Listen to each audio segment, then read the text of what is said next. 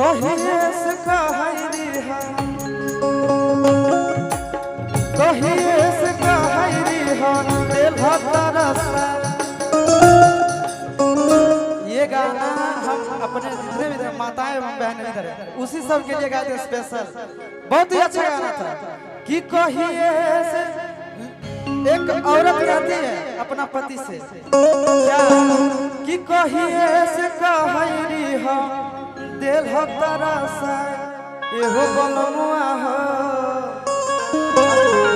एहो कने जाहो दुमका वाला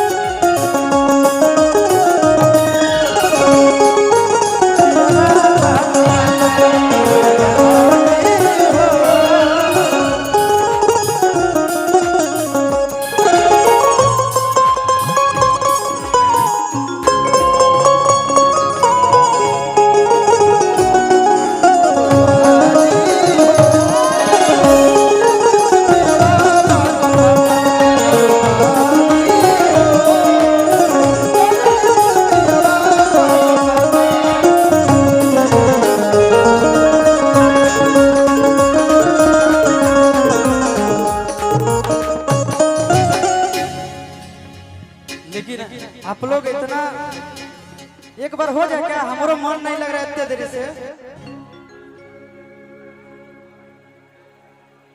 राम जी पासवान मुखिया जी की तरफ से 500 रुपया का पुरस्कार है। भगवान करे हमेशा आप सुखी रहिए। बोलिए ना। सुमित कुमार जी की तरफ से बहुत बहुत पुरस्कार है। हाँ एक बार यार है भर्ती पटना में गा दिया जाएगा कि कोठावा पर से लैटावा बरवा भूख भूख रे छौड़ा।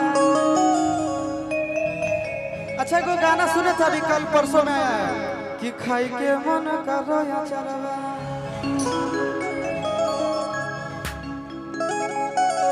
कि अगे भोरे भोरे आज कैले ही फोन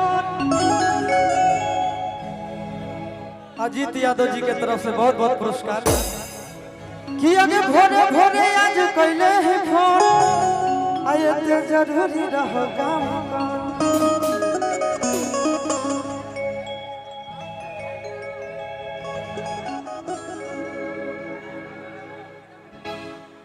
अच्छा छोटू विक्रम टेम्पो जी के बहुत उसके तरफ से बहुत बहुत पुरस्कार है।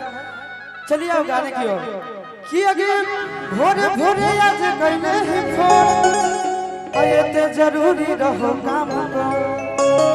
तो लड़कियां कहती है कि अरे चेकअप डॉक्टर से करावे नहीं अरवा खाई के मन करो या चरवा।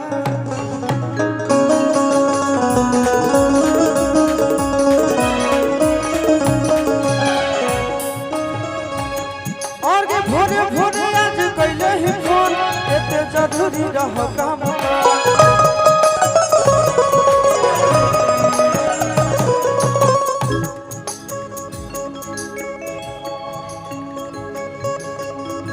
भाई रुको हो नाम नहीं के सुनाई पड़ो।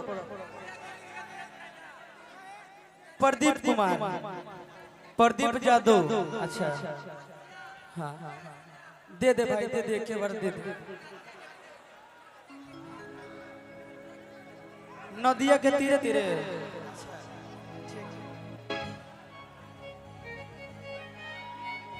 विक्की विश्वकर्मा जी के तरफ से बहुत बहुत पुरस्कार। गाना का फरमाइश है।